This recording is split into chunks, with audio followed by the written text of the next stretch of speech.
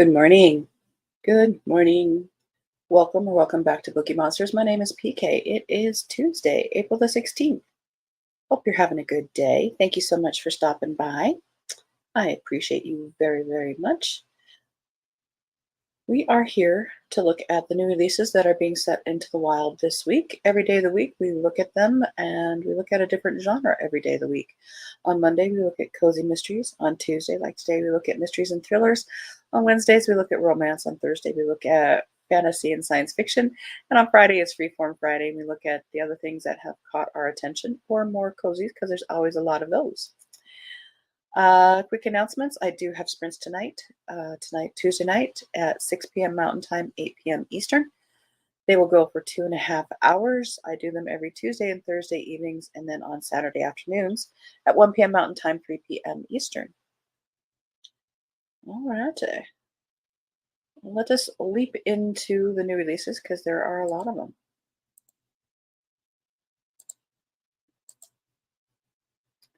First one, big name, David Baldacci. A Calamity of Souls. Set in the tumultuous year of 1968, in Southern Virginia, a racially charged murder case sets a duo of white and black lawyers against a deeply unfair system as they work to defend their wrongfully accused black defendants in this courtroom drama. Jack Lee is a white lawyer from Freeman County, Virginia, who has never done anything to push back against racism until he decides to represent Jerome Washington, a black man charged with brutally killing an elderly and wealthy white couple. Doubting his decision, Lee fears that his legal skills may not be enough to prevail in a case where the odds are already stacked against both him and his client. And he quickly finds himself out of his depth when he realizes that what is at stake is far greater than the outcome of a murder trial. Desiree Dubose is a black lawyer from Chicago who has devoted her life to furthering the causes of justice and equality for everyone. She comes to Freeman County and enters a fractious and unwieldy partnership with Lee in a legal battle against the best prosecutor in the Commonwealth. Yet Dubose is also aware that powerful outside forces are at work to blunt the victories achieved by the civil rights era.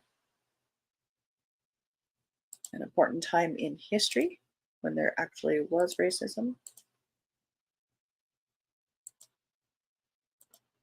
Good morning, Kim. How you doing?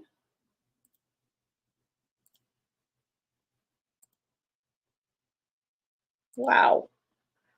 We're having a battle of the banners there.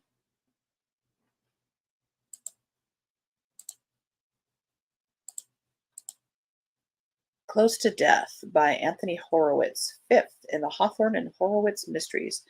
This is the series where the author has actually put himself in the book, himself as himself.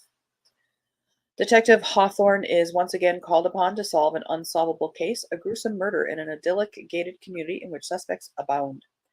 Riverside Close is a picture-perfect community. The six exclusive and attractive houses are tucked far away from the noise and grime of city life, allowing the residents to enjoy beautiful gardens, pleasant birdsong, and tranquility from behind the security of a locked gate. It is the perfect idyll until the Kentworthy family arrives with their four giant gas-guzzling cars, a gaggle of shrieking children, and plans for a garish swimming pool in the backyard. Obvious outsiders, the Kentworthys do not belong in Riverside Close and quickly offend every last one of the neighbors. When Giles Kentworthy is found dead on his own doorstep, a crossbow sticking out of his chest, Detective Hawthorne is the only investigator they can call to solve the case. Because how do you solve a murder when everyone is a suspect? One piece at a time, just like you eat an elephant. We've got big names this week. Sarah Paretsky. Okay, how am I? I'm okay. Thank you.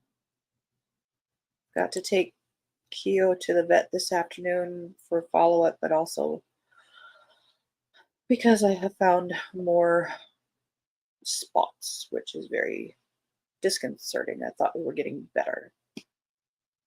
So I'm a little put out about that. Not with my baby boy, just the whole situation. This is 22nd, although up here it says 23rd. Somebody is not counting correctly. This is called Patert. It is the latest in the V.I. Warshawski series, dating back to the 80s, I think, is when she started to write this. It's dating back to the Civil War. V.I. Warshawski is famous for her cool under fire, her intelligence, her humor, her unflinching courage, and her love of good coffee. But even the strongest people sometimes need a break to recharge, so her friends send her to Kansas for a weekend of college basketball where Angela, one of her proteges, is playing, and that's where trouble finds Vi. Sabrina, one of Angela's roommates, disappears, and Vi agrees to try to find her. Finding a missing person in a city where she knows few people and doesn't have her trusted contacts is hard, but not as hard as the brutally negative reaction to the detective from some of the locals. Well, yeah, she's on their territory. When Vi finds Sabrina close to death in a remote house, she lands herself in the FBI's crosshairs and faces a violent online backlash. The men running the county's opioid distribution are also not happy. Discovering a dead body in the same house a few days later, Vi is pitched headlong into a local land use battle with roots going back to the Civil War. She finds that today's combatants are just as willing as opponents in the 1860s to kill to settle their differences.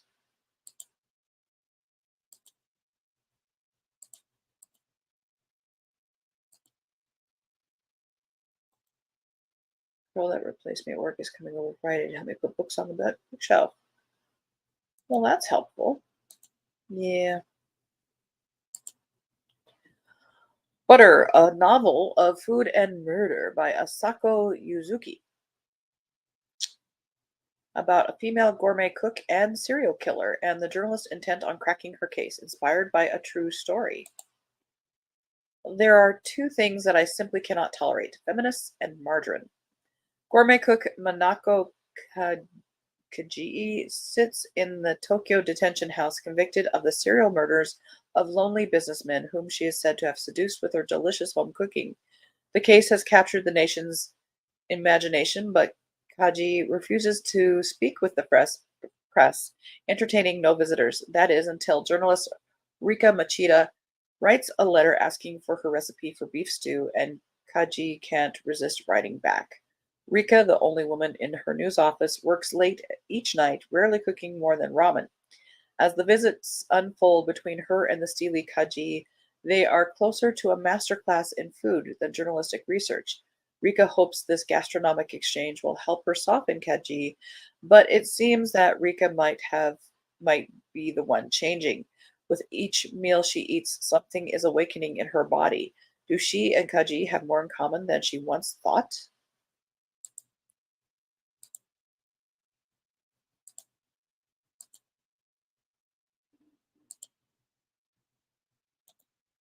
Went and watched my boys' team win last night. Good job. He went after foul balls. She's a sweet girl. I was able to work with her for 2 weeks. Oh, good. You know, that's always a nice when you can leave them in good hands. What you feel is good hands. That's good. And that she's coming over to help you. That's fantastic. It Had to Be You by Mary Higgins Clark and Alifair Burke. Big names. This is eighth in the Under Suspicion series. The two identical brothers seemed perfect in every way: handsome, intelligent, popular, until a shocking summer night when one brother killed his parents in cold blood, while the other brother had an ironclad alibi. But which twin was where during the murders? And is it possible the two of them planned the perfect crime together? Years later, the twins are long estranged, each of them claiming to be convinced that the other is responsible for the death of their parents. Married now with children of their own, they may finally be ready to clear one name at the expense of the other and turn to Lori Moran and her team to reinvestigate their parents' murder. But as the under suspicion crew gets closer to the truth, the danger that was assumed to be left in the past finds its way into the present. Interesting concept.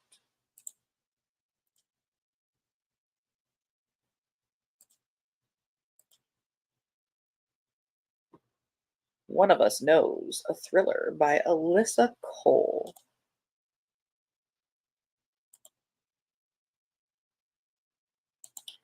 Yeah, we've got some big names this week.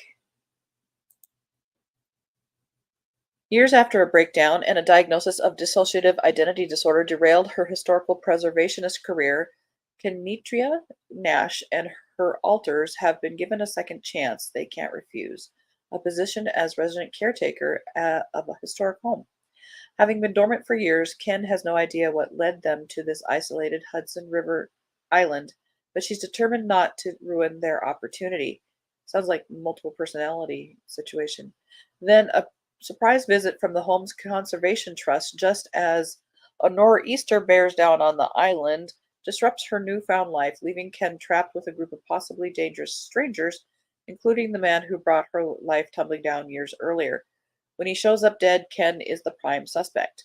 Caught in a web of secrets and a race against time, Ken and her alters must band together to prove their innocence and discover the truth of Kavanaugh Island and their own past, or they risk losing not only their future, but their life.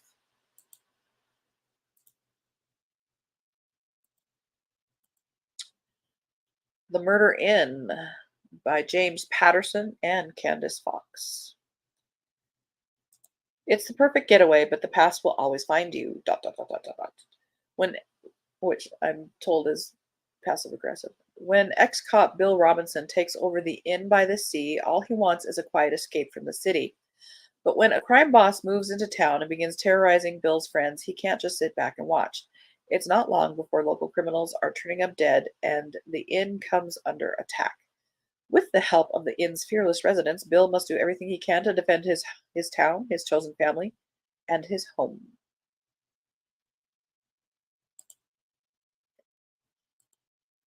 And the next one is the one that I am just giddy about. Good morning, Mary. Happy Tuesday to you. And the good mornings. You doing okay to Kim? Hope so. Off later to a beating session with friends. Oh, that's fantastic. Another Patterson. Yep, he's got an industry. But I am absolutely looking forward. I'm going to be reading this today. I'm about to finish the Deanna Rayburn, which I absolutely love that series as well. C.S. Harris is OG. This is 19th in the Sebastian Sincere mysteries. You have to read it in order. There are story arcs, character development arcs.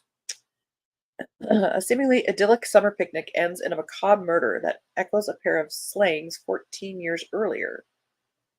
July 1815. The Prince Regent's grandiose plans to celebrate Napoleon's recent defeat at Waterloo are thrown into turmoil when Lady McGinnis and her daughter Emma are found brutally murdered in Richmond Park, their bodies posed in a chilling imitation of the stone effigies once found atop medieval tombs.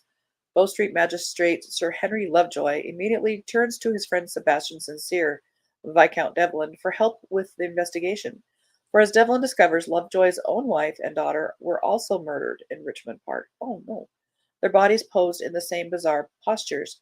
A traumatized ex-soldier was hanged for their killings. So is London now confronting a malicious copyist, or did Lovejoy help send an innocent man to the gallows? Aided by his wife Hero, who knew Lady McGinnis from her work with poor orphans, Devlin finds himself exploring a host of unsavory characters, from a vicious chimney sweep to a smiling but decidedly lethal baby farmer, etc., etc. Love that series. Highly recommend if you are getting into historical mysteries. Absolutely. You Know What You Did by Katie. Okay, I can never remember when. I think that's how that's pronounced. I apologize. I should know. I am, thank you. Planning to just relax today. That sounds fantastic. And Kim finished The Silver Needle Murder by Laura Childs last night. It was a reread. Excellent.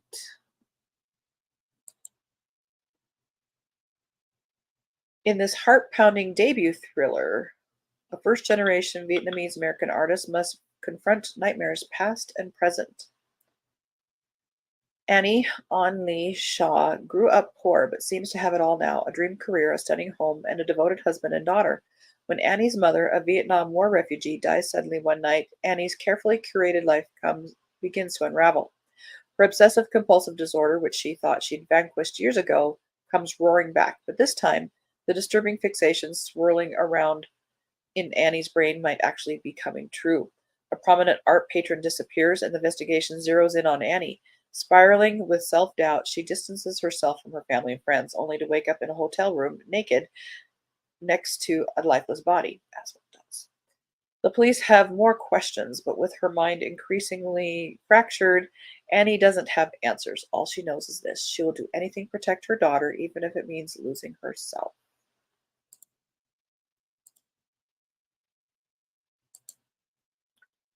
While We Were Burning by Sarah Coffey.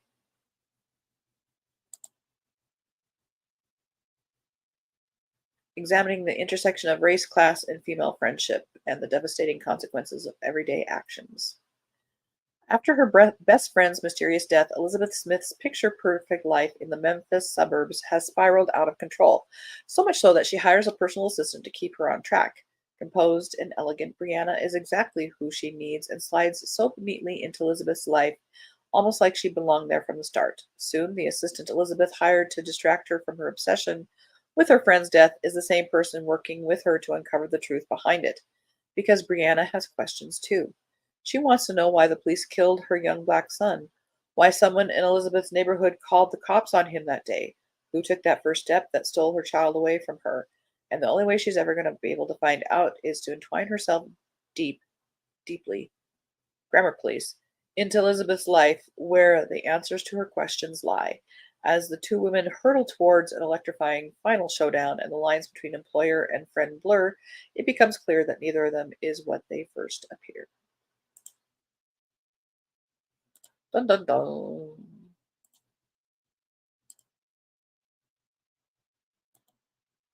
Mary's enjoying the sequel to 620 Man. It is The Edge by David Baldacci and set in Maine. Really like it so far. Good to hear. The Darkest Water by Mark Edwards. This chilling thriller. If you don't take your dark secrets to the grave, maybe they'll take you there first. Ew. Calvin finally owns the bakery of his dreams in an idyllic village in the Lake District. After reluctantly following his wife Vicky's advice to promote it on social media, he's thrilled when a viral clip makes him a legend overnight. But then the creepy DMs start flooding in, all from a stranger who claims she's his biggest fan. Meanwhile, a local recluse is found on a nearby beach, buried to his neck and left to drown, and the community goes into shock. Why would anyone want him dead, and who exactly was he?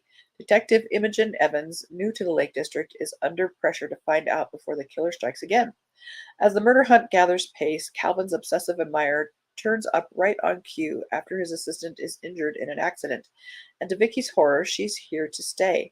As events begin spiraling into darkness, is there anyone in this quiet backwater Calvin can trust, or have his mistakes already put him and everyone he loves in terrible danger? Got lots of thrillers this week. Blood Mountain by Alyssa Lynn Valdez, second in series. Jody Luna series. New Mexico game warden Jody Luna disrupts a murderous wilderness adventure. Former poetry professor Jody Luna hasn't quite adjusted to life as a game warden. Her boss thinks she's better with animals than humans, and the man she's seeing wants a real relationship. Still reeling from her husband's death, Jody has to admit that she keeps people at a distance. After her new friend, wealthy actress Claudia Evans, gathers the family members in the New Mexico wilderness, Jody gets some unsettling news that Claudia's brother-in-law is missing. Eager to help, Jody ventures into the wild to investigate, only to be thwarted by a blizzard that leaves the entire group stranded at a fishing lodge. Jody is no stranger to extreme weather, but when these reluctant adventurers start turning up mauled around the snowed-in lodge, Jody suspects the worst. This was no bear. This was murder. And inside the snowy confines of this rustic hideaway, everyone is fair game for a killer.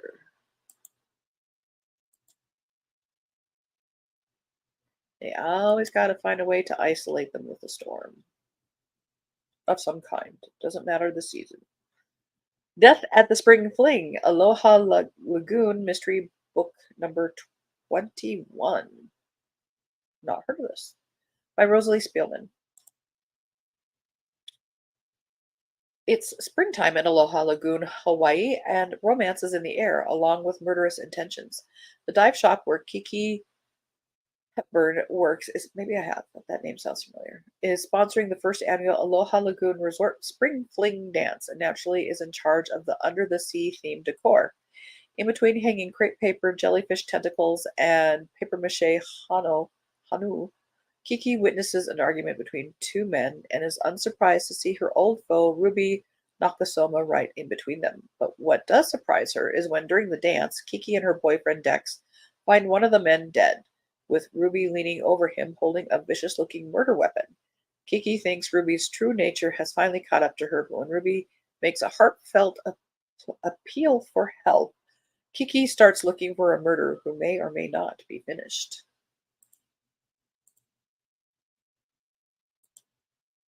Honor the Dead by Amy Tector. I'm going fast because we've got two more after this and we're running out of time. Third in the Dominion Archives mysteries.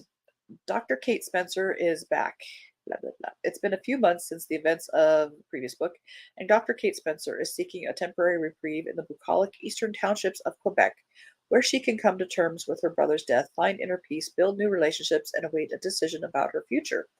But when a man at a neighboring farm is shot through the eye with deadly accuracy, a metal detector lying next to him, Kate can't help but investigate. As she delves deeper into the mystery, Kate uncovers a world of drugs, lies, and violence hidden beneath the picturesque town, all of which threaten the tenuous place she's built for herself. Long buried, as long buried secrets and a centuries old mystery become exposed, what will Kate lose to find the answers she seeks? She will lose sleep for sure.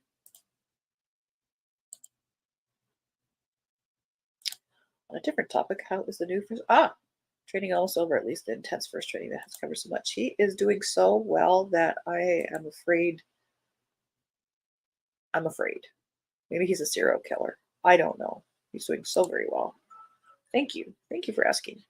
Okay, the bell rang, but we're gonna do this super duper quick. Lost to Dune Road by Kara Thomas. For a disgraced reporter, unraveling a conspiracy of murder could mean redemption in a powerful novel of suspense. Reporter Lee Elrin's investigation into a young woman's unsolved murder gained national attention, only for her to lose everything due to a tragic mistake. After being publicly ridiculed for causing a suspect's death, Lee is forced to leave her career behind. 5 years later, pregnant college student Amanda Hartley lies in a coma. She still unsolved case that destroyed her career. Lee sees the chance to amend the mistakes of her past. But finding a killer and unearthing Amanda's secrets sends her down a darker path than she has ever walked before. It's an interesting cover. Nothing But the Bones by Brian Panowich. In McFalls County, local crime boss Gareth Burrows runs everything on the mountain, and Nelson Nails McKenna has been his enforcer since he was a teenager, though his heart's not really in the dirty work. Then one night in a local roadhouse, Nails goes too far defending a woman, and even Burrows's reach can't get him out of this one. With a dead body and countless witnesses, Nails and the woman become fugitive on the run and unlikely partners. But on the road to Jacksonville, where a possible escape awaits, there's more than one interested party on the pair's trail, and the glimpse that they had of getting away scot-free suddenly seems elusive. In the end, Nails must make one final stand for his freedom or pay for both of their lives. And we made it. Woo! Lots of big names this week and lots of thrillers. I would say those were the two. Oh, don't you commercial. Bah. Oh, very dissatisfied. All right. uh, hooray. Yes, he's doing great. His name is Ezra. Thank you very much, Kim. You too. Let me switch. All righty. Those were the mysteries and thrillers being released into the wild this week. Tomorrow we'll be looking at the romances, and the day after we'll be looking at the fantasy and science fiction. On Friday it'll be free form. We'll just look at things that are looking interesting to us and the cozy mysteries. We do have sprints tonight at 6 p.m. Mountain Time, 8 p.m. Eastern. They will go for 2.5 hours. I do them every Tuesday and Thursday evening and Saturday afternoons. Hope you have a very good Tuesday. Read good books. And as the banner says here, don't be a bookworm, be a bookie monster. Om nom nom. Have a good day and God bless.